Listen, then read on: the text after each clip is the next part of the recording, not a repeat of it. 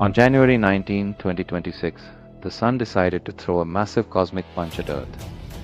It wasn't just a small flare, it was an X1 9 class explosion, the strongest solar radiation storm we've seen in over 2 decades. While thousands were looking up at the sky in awe, scientists were looking at their screens in panic.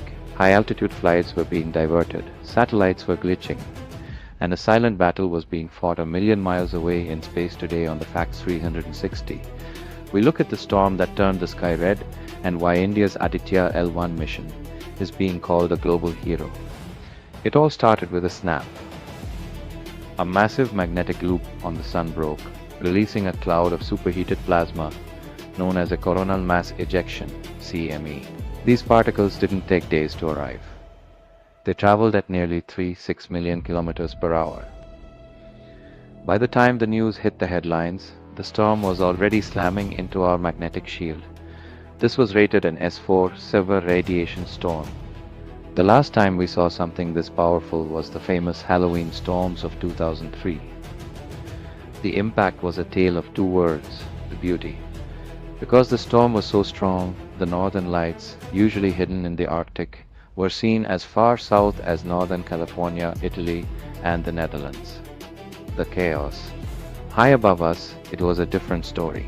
Airline pilots flying over the North Pole had to suddenly reroute to lower latitudes to protect passengers and crew from increased radiation. Satellites, the ones that give you GPS and internet, bore the brunt. Their sensors were blinded by the high-energy protons, causing data dropouts worldwide. But here is the part the world is talking about, India's Aditya L1. Positioned 5 million kilometers away at the Lagrange point 1, Aditya L1 had a front row seat to the explosion.